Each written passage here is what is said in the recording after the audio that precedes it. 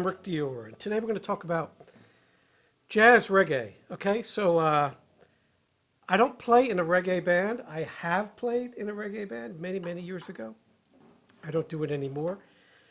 And I love reggae music, especially Sly and Robbie with Bob Marley.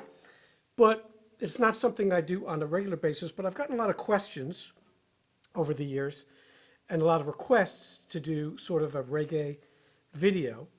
I have done some grooves, there's some grooves in my book on this style, but I'm by no means an expert. But all I can show you is what I use it for and how I play it, and I use it a lot in my jazz playing. And it's very common for me to do a Broadway show, a theater show like Book of Mormon or something, and then have some reggae come up, just a short little groove or a section of a tune where you break into reggae. That's very common in theater music. And also I work with a lot of arrangers, and they do some crazy jazz charts and rearrange them, reimagining tons of shows, and some of those end up being reggae-like, all right? But first I'll give you a little bit of history, my own history, how I got into this. The first time I really heard a reggae tune, I didn't even know it. I listened to the Police in the 70s when I was a kid. I loved the Police. I loved Stuart Copeland. I went to see them live. And that tune, The Bed's Too Big Without You,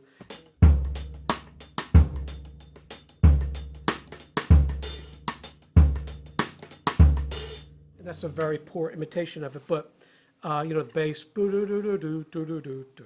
So I just thought that was so cool. I just didn't know what it was.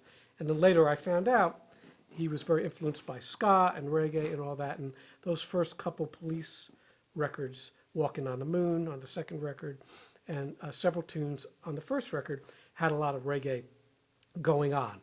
So I would copy that, and I played those tunes in bands, cover bands, and all that stuff. So that was my first real exposure, as I'm sure many of you who are my age maybe got exposed to it by the Police. And then I kind of started listening a lot to Bob Marley and the Wailers. So all those things really influenced me a lot.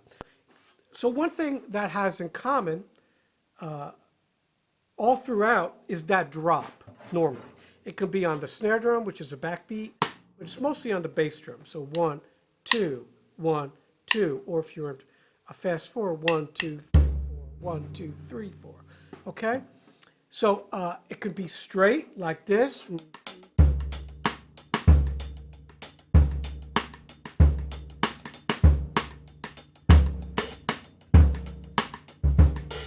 Or it can be bounce.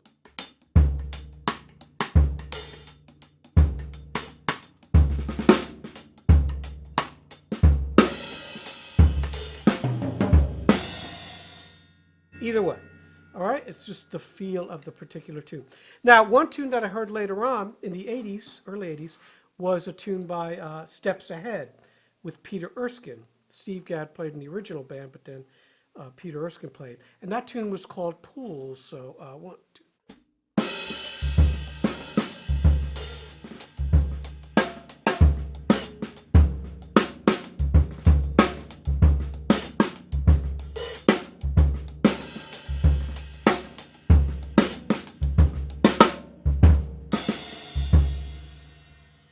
And I love that. I love that whole record, really. But I love that tune. Again, it's called Pools.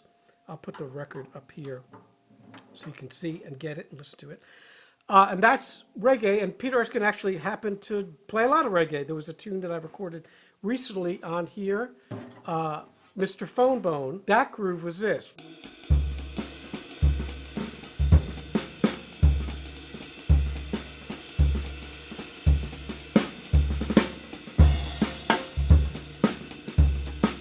So half the tune was that, then they walk straight ahead, and then there's a little funk thing, and so on. So that tune was a big influence too, and again, early 80s, that was with the Bob Mintzer Band. So that's in the jazz realm, reggae being used, that drop. Also for samba, when I started playing a lot of Brazilian music in New York, that drop was important, you know, that surdo note.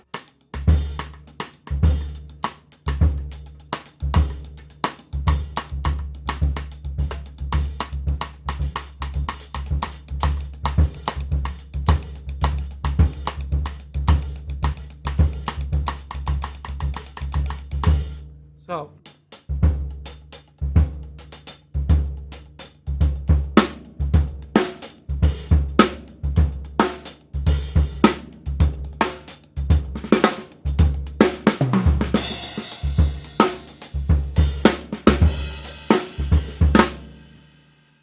certain types of partito alto, all that, all those kinds of things. So it's very Brazilian. So you see that drop, it carries through lots of kinds of music, even in a lot of intros to the old smooth jazz context where you had. It's very common for guys like Harvey Mason, Carlos Vega, even Steve Gadd to start tunes like that in the intro with the drop bass drum. So that drop bass drum sort of carries through all kinds of genres of music. But reggae being the one where it's pretty prominent. Now, there's also straight four on the floor reggae where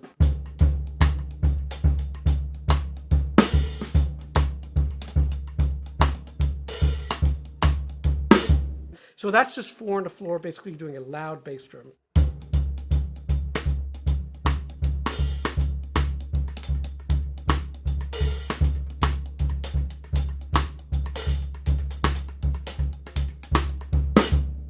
Stuff like that, all right, and just play things over it. So one of the ways I worked on this when I was a kid, I would just start playing an ostinato.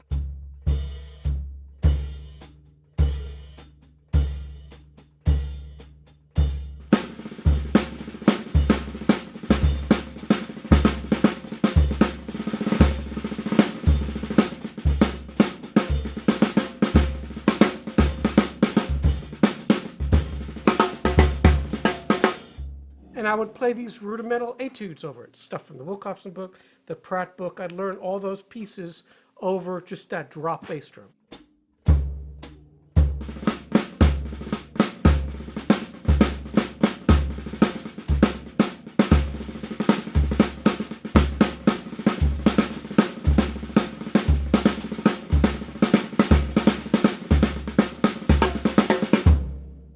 All right, so I played these little marches over it, things from all those Wilcoxon, Pratt, Nord, all those different books back in the day. And that gave me some leeway with playing fills and grooves.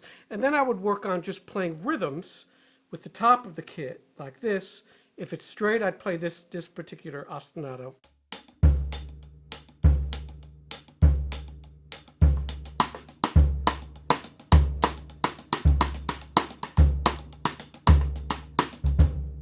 So I'd play that particular ostinato where I'm sort of half bouncing it, half playing it straight. And then the left hand would play the coordinated stuff.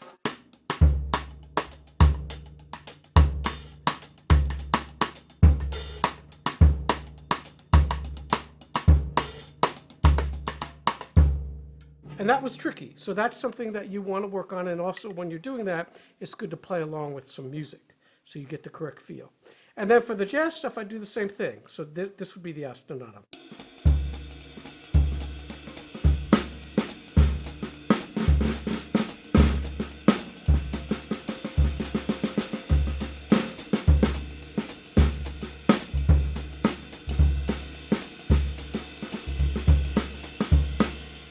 And then eventually I'd start playing more bass drum notes like you see me doing there. So, but that drop is still there. And then of course, transcribing, lots of Bob Marley. I transcribed, I just liked the feel, Sly and Robbie, there's nothing that beat them. That bass drum combination is just the best. So that's pretty much the reggae that I transcribed several of those records, including the Greatest Hits record, which is what I'd recommend you start with. So play a little and we'll see you soon.